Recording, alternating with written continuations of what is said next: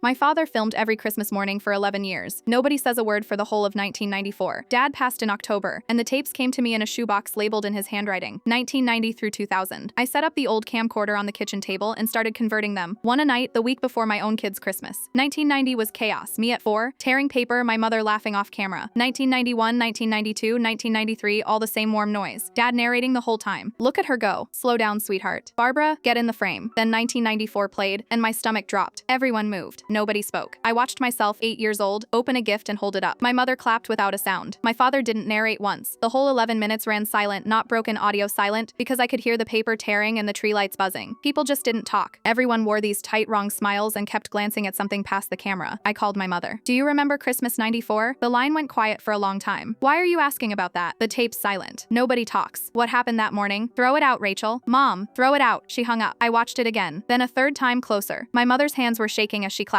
And at one point, my father's hand drifted the camera to the left and held it there. On the television, switched off, black, its screen a dark mirror. I paused it. I zoomed in. In the reflection on that dead screen, a man stood in the doorway behind the camera. Tall, dark coat. His arm was raised, and something in his hand caught the tree lights. A gun. I drove to my mother's that night. She opened the door, saw my face, and sat down at her kitchen table like her legs had quit. We never knew his name, she said. He came in the back around 7 a.m. He said if we kept it normal, if we didn't make one sound a neighbor might hear, he'd take what he wanted and go. Your father was already filming. The man told him to keep filming. Act like a family. Did he leave? He took the car, the cash, my ring. He was gone by 8. Her voice cracked. He said he knew what school you went to. He said if we ever called the police, he'd come back for you. So we said nothing. For 30 years, we said nothing. Mom, Dad pointed the camera at the TV on purpose. She looked up. He got his face. It's in the reflection. Clear as anything. We took it to the police the next morning. A detective ran the enhanced still through the system and left the room. 2 hours later, she came back holding a printout, and her whole expression had changed. We know this man, she said. Same method, 3 home invasions, always Christmas week. One of them ended in a homicide in '96. We never had a face. She set the printout down. We have one now, and he's still local. They arrested him on the 23rd of December. I sat in the courtroom in January. He was grayer, heavier, but I knew the shape of him. I'd watched that reflection 40 times. The prosecutor played my father's tape for the jury. The silent, smiling family. Then the slow zoom into the dark screen, where a younger version of the man in the defendant's chair stood with a gun in a doorway on Christmas morning. He looked at me across the room. He didn't recognize me. You threatened a child to keep a family quiet for 30 years. The prosecutor told the jury. You counted on this father staying silent. He did. He never said a word. He just kept the camera on you the entire time. The jury was out under an hour. My father sat behind that camcorder for 11 silent minutes, smiling, terrified, saying nothing, and aimed the one weapon in the house the man never thought to take from him.